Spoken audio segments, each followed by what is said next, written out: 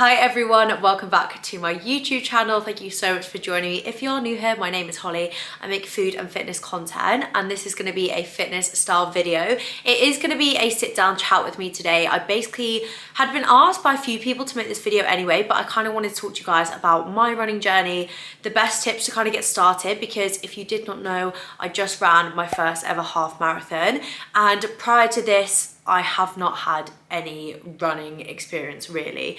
I think when I say any, I ran in school. So I remember when I was like 15, I did like the cross country. So I guess like I have run in the past. I also have quite a sporty background. So I guess I'm used to kind of training intensely and training to kind of like achieve goals and push myself a little bit more. I do feel like that also does really help when it comes to running, but that definitely doesn't mean that if you didn't play netball in school, you can't go for a run right now. And I really hope that you guys leave this video feeling super inspired and maybe potentially get out on your first run. And it's so crazy because I feel like running is one of these things that like catches like wildfire. Like, I'm not saying that like this was because of me, but a few people have messaged me saying that seeing my running journey on Instagram, they got inspired to go on a run. I've seen so many people running as well, just like getting out on my Instagram and like doing their 5Ks and stuff. And I absolutely love it because one of the best parts about running, and I'll go into this in more detail, is just the like mental benefit that it has for me. I can start a run feeling in a really negative place, and by the time I finish that run, like my view on the world is just 100 times better. And I know that a lot of other people do experience that as well. So yeah, if you finish this video and you feel inspired to go on a run, please do let me know because I just love it. I just want everybody to get into running. I feel like it's given me a whole new mindset in life, but I'm gonna stop there because I will keep going on for hours and it would be very interesting. So as always, I am gonna let you guys know I am not a trained running professional. I'm not a personal trainer. I'm just a girl that decided to run a half marathon and trained herself without any help from any professionals. So therefore, the advice that I'm giving today is basically from a complete beginner. These are just little tips and tricks that I picked up. If you guys are looking for help with like tempo and pace running, I'm not there yet. I'm basically here to kind of help you if you're a beginner, get into running and kind of talk about my journey with it. Also, for anybody that does follow me on kind of like Instagram or anything, you will know that I have weight trained for the past 2 years. So for the past 2 years, kind of been going through my fitness journey. I've been weight training. Alongside that, I did do the Stairmaster kind of like throughout certain periods. So I guess I did have cardiovascular fitness from that point. So I wasn't somebody that had not done any forms of exercise for 2 years and then kind of jumped into a half marathon and did it with like absolutely no fitness levels prior to that. So I guess that is important to also contextualize just in case anybody is a complete beginner. This is kind of how I went from weight training to running, I guess is the best way to put it. The kind of story is basically early in this year, I had been weight training for a really long time and I love weight training. I will always weight train. However, I feel like there's a certain element of like pushing yourself and kind of like achievement that weight training does to a certain extent for me, but not like all the way. And it kind of got through summer and I basically just looked outside one day and I was like, wow, like I bet running in this weather is really nice. And I was like, why don't I go for a run? And I thought about it and I was like, yeah, I'm gonna do it. I'm gonna go for a run. And then I didn't, obviously, because I feel like that is the like typical thing that happens with anybody. Oh, it looks like a really nice day for a run. Anyway, that is basically how that went for about 2 weeks. I just was like, looks nice, could run. No, just didn't go do it. The year before that, I had tried to kind of get back into running. However, I suffered from really bad knee pain and I didn't understand why. Anytime I go for a run, I'd come back and I'd be like, oh, I could feel my knee the whole time. And then for the next 2 days, my knee would almost like give way. It was really, really strange. I didn't understand why. I went to a physio. They kind of thought that my IT band was really weak and just to do more exercises. But basically it was like, if you don't need to run, you probably shouldn't. It doesn't sound like your knees are enjoying it. So I kind of threw in the towel then and there and decided not to pick it back up. However, this year I just felt like I just wanted to get out there. Every year for as many years as I can remember, I have said that my New Year's resolution is to finally do a 10K. I'd done the 5K throughout lockdown when everybody did it for charity, so I knew that was achievable. And I always felt like pushing myself would be a 10K, but I've just never actually got around to it. So earlier this year, at the beginning of summer, I basically decided to go for a bit of a run. The way I did that was I started from a 5K, and I know that probably is quite a big jump for a lot of people, but like I said, with the previous kind of fitness levels that I had, I felt like it was achievable. It was so tough. Let me tell you, It was honestly so difficult. I think I walked about 4 times, 3 times throughout it.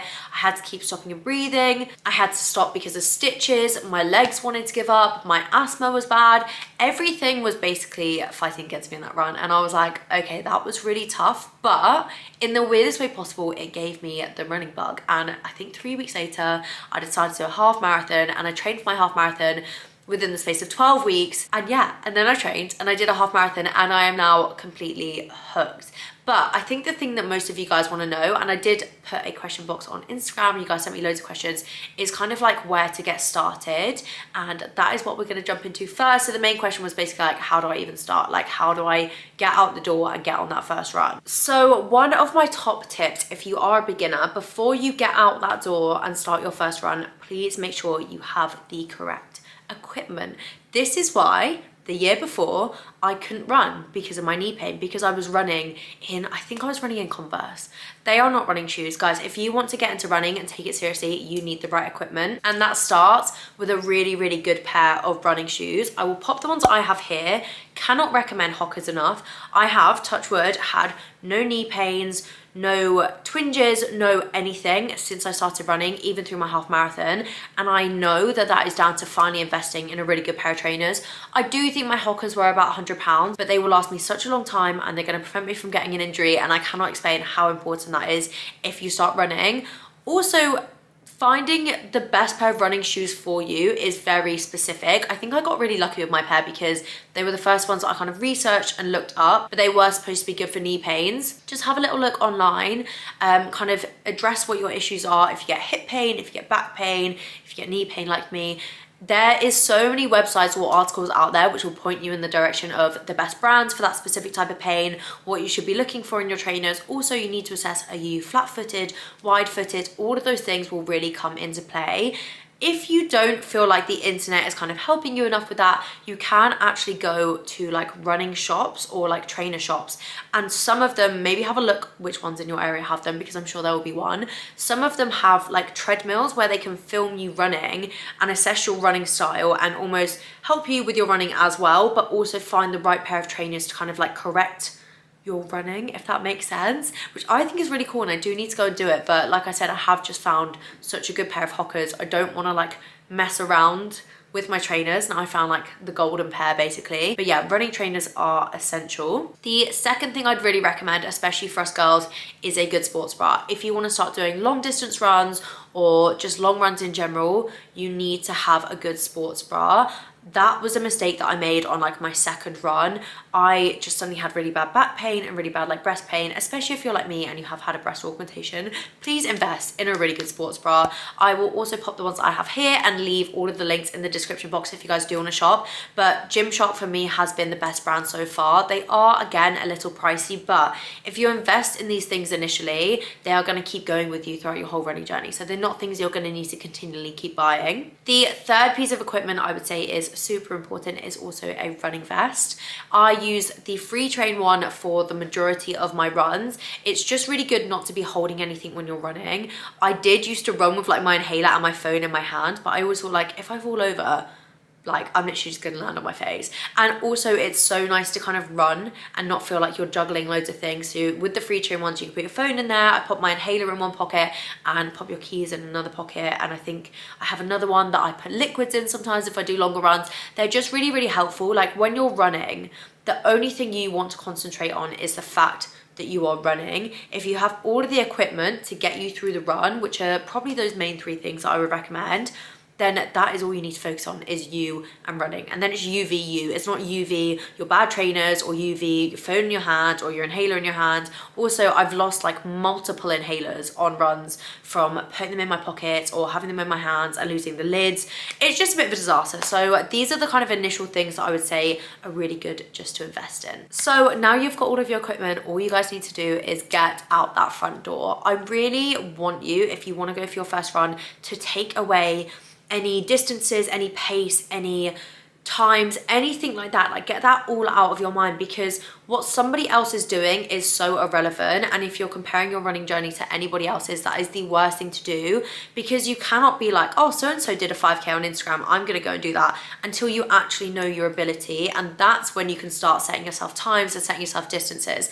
But you won't know any of that until you get out the front door and just go for a run. See how it feels, see if you enjoy it, put your headphones in, zone out a little bit, and see how far you can really go. See what your baseline is at the moment, because that is where you're going to build from. Everyone's running ability is so different. Somebody might go for that first run and literally run like 7k and be like, oh wow, I'm really good at this. But somebody else might struggle to even run a kilometer, which in my opinion is the more realistic way to kind of start your running journey, because it's like the gym. You're not going to walk into the gym on your first day there and start deadlifting 80 kg. If you are, I mean, hats off to you. You're probably a genetic anomaly. However, the majority of people go into the gym, you start at the lowest weights and you build your way up. If you guys are wanting to follow more of a structured program and you're not kind of wanting to just go out and wing it a little bit, which I personally would say is the best way, you can do Couch to 5k. I know loads of people that have done that. I also follow Rosie Breen. I'm sure loads of you guys also follow her. She started her running journey just by going out and doing a kilometer, then building up by another half a kilometer and building it up that way. And she found that like a really sustainable and fun way to start running and not to put too much pressure on herself. So maybe give that a go if you guys haven't got out the door yet. But I think the most important thing to do is just kind of assess your ability and assess what you can do and set that very first like benchmark for yourself. When you're doing this, one thing I do really want to stress is just start slow. Don't get out the door and try and sprint and hit a really good time or anything like that. Start slowly, listen to your breathing, listen to your body, settle into your kind of like running pace. But please do not get out that door and start sprinting, because I do it every time. That's why I'm telling you not to do it, because that is all I do. I get out that front door and I'm like, right, see ya.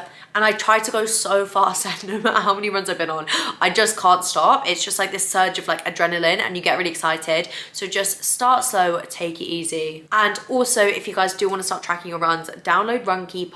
I personally started with Runkeeper and I've always stuck with it. I think it's the best one for beginners because it's super simple. It's not an overload of information. It tracks all of your runs for you. It gives you little medals if you do certain distances and certain times and things like that. So that is a really good one. Again, I'll pop that in the description box. So fast forward maybe a week, 2 weeks, we're settling into our running pace. We've been for a few runs. We know our ability. We feel comfortable when we run. We've also kind of assessed what type of runner we are. This, for me, I think is actually really important. Are you somebody that likes to listen to podcasts? Are you somebody that likes to listen to music? Do you not like listening to anything at all? Because I actually think those things are detrimental to your run, especially when you start doing long distances. Listening to music or listening to a podcast is probably going to be your savior. I personally am a music gal. I have to put on a good playlist. It has to be like pop hits that I can sing along and I know all the words to, just so I can zone out. But you do probably need to know that. If you like mixing it up a bit, then good for you. I personally cannot listen to podcasts because if I try to zone out, I don't obviously know the words and what's coming next. And also sometimes I like lose train of what I'm listening to and I'm just thinking in my head, and then I'll come back to the podcast and will have absolutely no idea what they're speaking about. So by this point, like I said, you'll know what kind of runner you are, you'll feel a bit more confident, and you'll want to start building up your distances. So there is obviously a lot of different ways you can do this. My personal way that I found was the best way to kind of tick off longer distances was I would set out the distance and I would run half of it in one direction and then run the other half back. So essentially you're just coming back on yourself, you're following your route back. But I cannot tell you how much that small kind of like technique with running really helped me. And I know it's nothing new and I'm not reinventing the wheel or anything like this, but I think it's a way that like some people try to run loops sometimes and they get a bit lost or they can't take off the distance properly. But if you literally run halfway one way, then you will know when you're on that run, okay, well, when I get to halfway, I get to turn back and then I'm running back home. You're basically on the home stretch.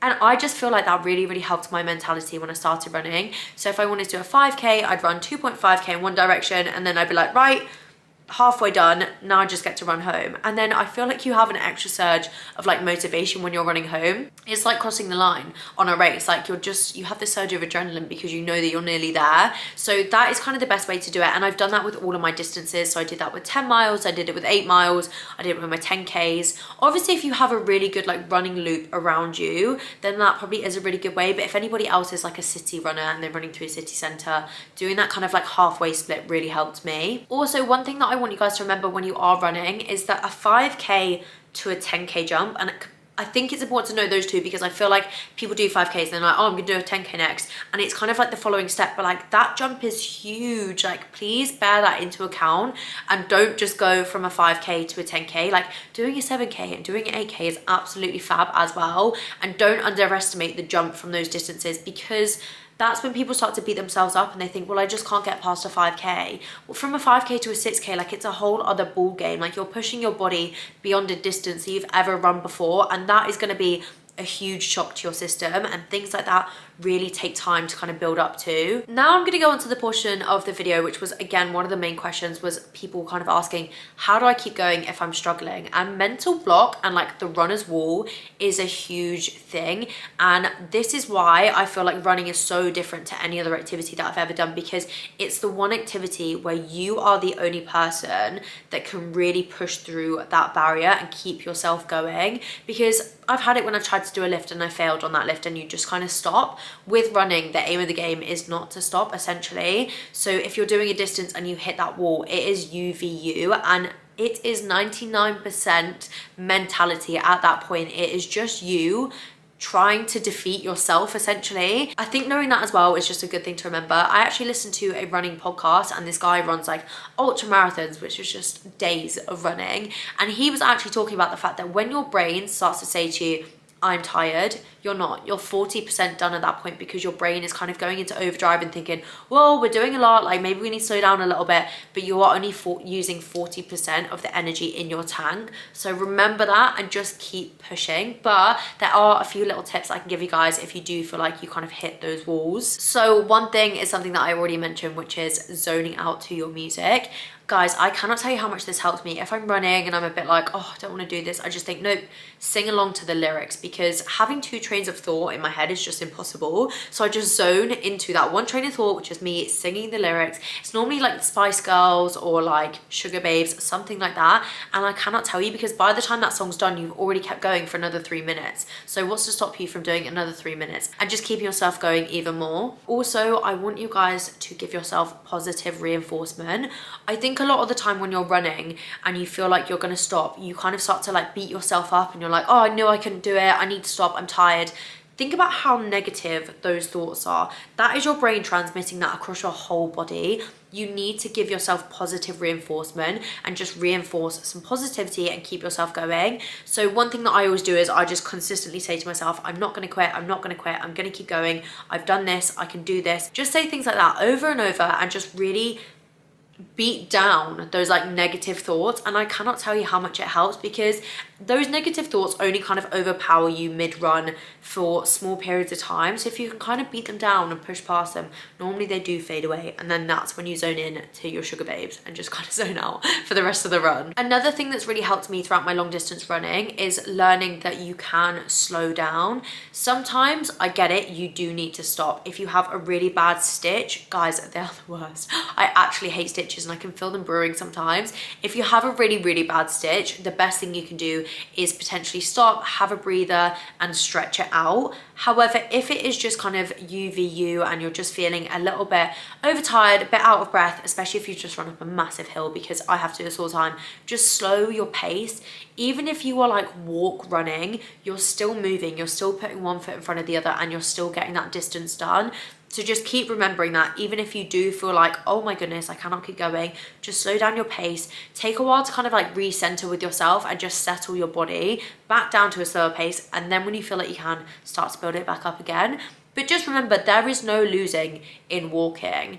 In the beginning of my running journey, I used to have to stop and walk all the time. It is absolutely normal. Like, running long distances is so hard, and sometimes even now I just have moments where I'm like, I just can't do it, and I do have to have a bit of a breather, and that is absolutely fine. Like, I'm still achieving something by getting out the door and going on that run, and so are you. So please don't feel like if you're walking you're like cheating or losing or anything like that, because you definitely aren't. Like, the fact that you still put your foot out the door and went on that run means that you've achieved something that day. The other big question that I got from you guys was how to kind of balance running and weight training.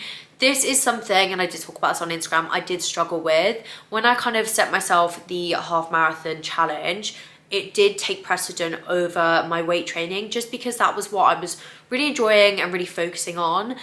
it is something that I'm going to try and balance more. So now I'm doing the Shreddy Challenge. I am doing 3 workouts, which are weighted a week. They're obviously a bit shorter and a bit sharper, as well as 3 runs. And the way that I personally structure my runs in the week is that I do 1 shorter one, 1 medium one, and 1 longer one. That was how I structured them all throughout my half marathon training as well. I would always do a 5K. I would always do a 10K. This was more towards the end of my training. And then I would do a longer run, which was 8 or 10 miles. But you can also do that within your kind of ability. So your shorter run could be 2K, your medium run could be 4K, and then you could be doing a 6K at the end of the week. I love kind of having that differentiation in my runs throughout the week. I feel like it keeps me super motivated because I really love a 5K. I feel like at this point, they're actually my really enjoyable runs because they're short. I just get to put a bit more speed behind them and they're just a bit more fun. With 10Ks, I just generally enjoy them as well. I'm just gonna say it's about all of them. I do really enjoy 10Ks. I feel like they're kind of like an hour, 50 minutes for me, and I can just zone out. Kind of just like, it's a long distance, but it's not, it doesn't feel that long, if that makes sense. And then I will always do a longer one, which is kind of like an 8 or 10 miles, but I'm still building back up to that post half marathon, and they are the ones that really push me and really challenge me. So then when I then get to do a 5K, it feels like it's almost like a bit of a treat, and that's just the way that I've kind of learned to separate it, and I feel like that's the way I'm going to continue doing it. But obviously things change. I changed my mind like a million times. So yeah, at the moment I'm trying to do 3 weight training and 3 running sessions. With the 5K, I will tag that on to a gym session as well. Maybe if you don't have time to fit in 6 sessions in the week, you can pop like a 2K onto the end of a gym session on a treadmill. There's nothing wrong with treadmill running as well. Personally, I think running on the road is better. There's different inclines, and I think it is actually supposed to be better for your legs anyway. But what I'm basically saying is there is still no harm on getting on a treadmill if that is the easiest way for you to get it in. But balancing it is difficult. It is definitely something that I'm very new at, so I feel like I can't really speak too much on it, but kind of the further I get into my running journey, it's definitely something I want to be able to help you guys with more. So hopefully in the next few months, as I settle into that a bit more, I will have more information on that. Also, apologies, it is getting slightly dark in this flat. Hopefully it's not going to be pitch black by the time I finish, but this is basically one of the last things. Was a lot of people had questions on running and eating. This is something that I found really hard to kind of like navigate in the beginning of my running journey. And again, it's different for everyone. I did initially start doing my runs fasted. However, as I started to build up distance, that just wasn't feasible. I can't go and do 10 miles on an empty stomach. So I prefer to kind of have a non-sugary carb source. And the reason for that is because sugar, specifically for me and my PCOS in the mornings, isn't good anyway. But if you cause a big sugar spike, it gives you a big burst of energy, but that sugar spike will always come down. So if you're going on a run, you want more of a slow releasing carbohydrate and not something that's gonna make you feel really good for the first half of the run and then really shit for the end of the run, basically. So I love having Weetabix with just a bit of milk and a little bit of honey drizzled on top, a bagel thin, or at the moment I'm absolutely loving Shreddies. Throughout my running journey, I also didn't realize that you do need to eat when you run. So the food and the snack that I have found that works for me while running is Percy Pigs. And I know that probably sounds really silly. However, they're just basically like a little sugar bomb. So this is better when you're doing long distance runs and you need to like replenish your energy in the tank, because an hour in, your body is gonna start to diminish in energy and you need something to pick you up. So it's good to have faster releasing sugar sources. So I know some people use gels, but I've had a lot of horror stories about people literally shitting themselves when they have them. So I have stayed away from those, but I personally like taking Percy Pigs with me, put some in my vest, and I just eat them when I feel like I need them. When I did my long distance run as well, the half marathon, I did also put like Lucozade Sport in one of my like, what are they called? Like basically like water packs on my vest basically. And that really helped keep me going. I know some people do take like flapjacks and things like that. Some people do eat like malt loaf, which would probably be really nice, but eating and running is really hard. So I think with the Percy Pigs, I can just kind of like tear them off and eat them pretty easily. Before the half marathon, I did talk about this on that video, but I did really mess up my eating. So going forward with my next half marathon that I'm gonna do, that is my focus. My focus is to get my food right and eat well in the week as well, and hopefully not mess it up as badly as I did and not be sick afterwards as well. So don't take notes from that half marathon video, but take notes from this one. Slow releasing carbohydrate source before you run, if you're doing a run longer than an hour, you should have something on you that you can eat just to replenish your energy levels. So some sweets, some flapjacks, like I said, some hot loaf, anything like that, anything that you enjoy eating. My dad actually doesn't enjoy eating, so he'll take a small like protein shake with him, and he really enjoys that. He blends some banana into it as well. But yeah, there's loads of different things. I think with running, and kind of the gist of this video is, yeah, there is definitely things that you can do. However, everybody's running journey is so different, so you just really need to find what works for you. But another little tip for some motivation is to put yourself in some races. So obviously I had the half marathon, which really kind of kick-started everything for me. And having that as like an end goal was so motivating. I cannot even explain, because I knew, especially with like my Instagram and stuff, that I told everyone that I was going to be doing this race on this date. So I kind of had something to work towards as well. And that really kept me through the longer distances, because running longer distances by yourself can be super difficult. It's good to kind of have that end goal to work towards. That doesn't need to be a half marathon. It could be a local 5K. Park runs are really fun as well. I forgot to mention them earlier in the video, but if you guys do have a park run in your area, look them up. They're a 5K every Saturday morning, and it's like a group run. So if you guys do want to run with other people, they're really good. I digress. Basically what I'm saying is, it doesn't need to be a half marathon. You can sign up for a 10K, a 5K. It could be longer. You guys could sign up to a marathon. There is loads of little races that you can join that will just keep you motivated and kind of push you towards your goal, because for me, having that end goal really helps. Having a little look through your guys' questions, that does kind of answer the majority of like the main ones. But if there's anything else that anybody does want to kind of ask, like I said, it's obviously from a beginner's point of view and a non-professional's point of view, but feel free to drop a little comment in the comments box and I will get to them. I also have some exciting running news, which I haven't spoken about yet, so I thought I'd talk about it on my YouTube. So I am actually, these words feel so weird coming out of my mouth. I am actually now, well, I'm not going to start training yet. Training will start next year in the winter, which is going to be lovely. I am going to start training in January. I believe that's when my training is going to start, to run a marathon. I am running the Paris Marathon next spring, which I am so excited about, and also feel like slightly emotional about, because I'm actually running it with my dad. I'm even like tearing up now. I'm actually running it with my dad. So I've always used my dad basically as a source of like motivation throughout my running journey. He has always run marathons, and he's always like, I just used to wake up when I was younger and he'd be like, I just wanted to do like 10 miles. And like, I just think like, wow, like that is so impressive. So I've looked up to him throughout my whole running journey. So to be able to do my first marathon with him just feels really special. And also it's the last one that he said that he's gonna do. At first he wasn't gonna do it, and then he suddenly decided to do it, and it has made the whole thing just way more special. So yeah, next April, I believe it is, I'm going to be running the Paris Marathon with my dad. I cannot wait. I am so nervous to get training. It's going to be a whole new ball game. It's a whole different race to a half marathon, and yeah, I'm excited. It's going to be really challenging, but like I said, I feel like finishing that marathon with my dad is literally going to be the best feeling in the whole world. So thank you guys so much for watching. If you have enjoyed today's video, please don't forget to like and subscribe, and I'll see you next week.